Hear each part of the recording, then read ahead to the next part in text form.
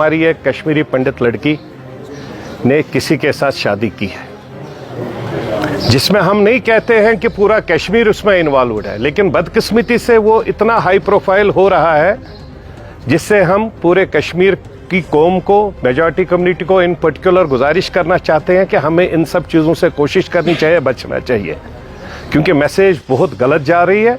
आज कोई भी किसी भी बच्चे को नहीं रोक सकता, चाहे वो लड़की है, लड़का है, जैसा भी है, मगर जब ऐसी मैसेज कश्मीर से जाती है, जब हम रिटर्न, रिहेबिलिटेशन, वापस परमानेंट सेटलमेंट ऑफ केपीज़ की बात करते हैं, तो इस टाइप की मैसेज थोड़ा सा डिस्टर्ब करती है हर जगह में। तो और वो जो मैसेज जिस तरीके से फैल रही है, मैं गुजारिश करना चाहता हूँ सभी मौलवी साहिबान से, सभी पेरेंट्स से, दोस्ती यारी तक जहाँ तक ठीक है, लेकिन इन सब चीज़ों में हम लोग कोशिश करें कि हम लोग बचे, चाहे वो कश्मीरी पंडित लड़का हो, कश्मीरी मुस्लिम हो या इवन सिख बच्चा हो, हम सब आपस में इन सब चीज़ों की एक इज़्ज़त आबरू अलग तरीके से रखें, जिससे हमारे ऊपर कहीं पर भी कोई उंगली ना उठाए।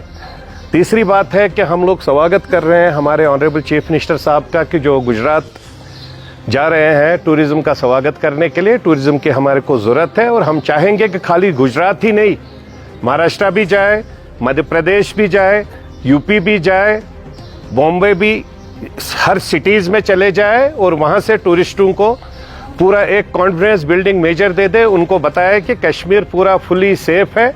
जिस तरीके से अमरनाथ जी यात्रा के टाइम हम सब कश्मीर यूनियन कम्युनल हारमोनी का जो एक मैसेज दे दी पूरे देश दुनिया में कि भाई हमारे यहाँ पर हर एक का स्वागत है, चाहे वो हिंदू है, मुस्लिम है, सिख है, ईसाई है, हम उन सब का स्वागत कर रहे हैं, उन सब के साथ में खड़े हैं जो जिस मज़हब के तरीके से इस जगह में इबादत करता है, क्योंकि यहाँ पर पीरों, फ़कीरों, साधु संतों ने हज़ारों साल तपस्या की है, इबादत की है, उसके बाद में हम सब लोग यहाँ पर पैदा हुए हैं। तो हम सब का स्वागत करते हैं, जो जिस तरीके से जिस भी मज़हब का साथी यहाँ पर रहता है उसका हर तरीके से स्वागत किया जाता है, वेलकम किया जाता है, और उसकी सेफ्टी सिक्योरिटी की जिम्मेवारी भी मेजॉरिटी कम्युनिटी के साथ साथ बाकी सब इदारे जो यहाँ पर काम कर रहे हैं वो सब उसका नज़र रख रहे हैं। साथ उनके लीडर चाइना के साथ बातचीत करते हैं, देश के खिलाफ में बात करते हैं, उसके लिए वो लोग ब्लैक डे मना रहे हैं। वो तो उनके लिए तो हर वक्त ब्लैक ही ब्लैक है। अब उनको अब वाइट ढूंढने के लिए काम करना पड़ेगा, वो सब चीज़ों से फ़र्क नहीं पड़ता है।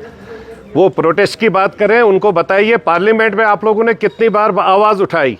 ये प्रोटेस्ट करने वाली जो बात है, ये लोगों को धोखा देने वाली बात है। इन सब चीज़ों से कोई फ़र्क नहीं पड़ेगा। अगर वो पार्लियामेंट, आजकल सेशन चल रहा है, क्या पार्लियामेंट में उन्होंने टेबल बिल की? क्या किसी ने पार्लियामेंट में इस पर बात की? जब पार्लियामेंट में आपने बात नहीं की, जो सबसे बड़ा इदारा है पूरे देश दुनिया का, पर्टिकुलरली 140 करोड़ लोगों का, जब पार्लियामेंट में आप बात नहीं कर रहे हो तो प्रोटेस्ट करने से कोई फ़र्क नहीं पड़ता। ये लोगों को धोखा देने वाली बात है। हम सब लोग चाहते हैं स्टेटहुड, कौन नहीं चाहता है? हर एक कश्मीरी, जम्मू कश्मीर के लोग चाहते हैं कि हमें स्टेटहुड मिले, लेकिन इस तरीके से जो ये कांग्रेस गेम खेल रही है, हमें गेमों के बीच में नहीं आना है।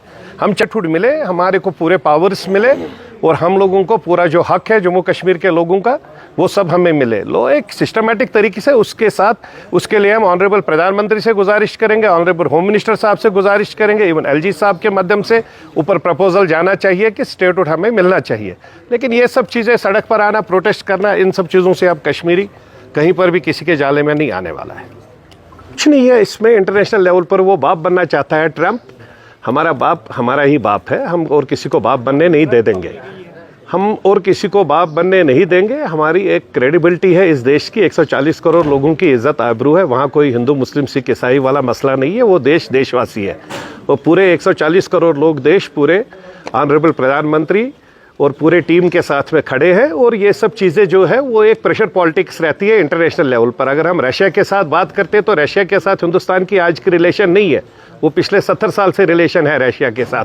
तो हम लोग इंटरनेशनल लेवल पर किससे बात करें, कैसे बात करें, वो तो एक्सटर्नल अफेयर्स मिनिस्ट्री देखेगी, गवर्नमेंट ऑफ इंडिया देखेगा। वो हम ट्रंप से पूछ के नहीं करेंगे बात कि हमें वहाँ से बात करनी है, इससे नहीं करनी है।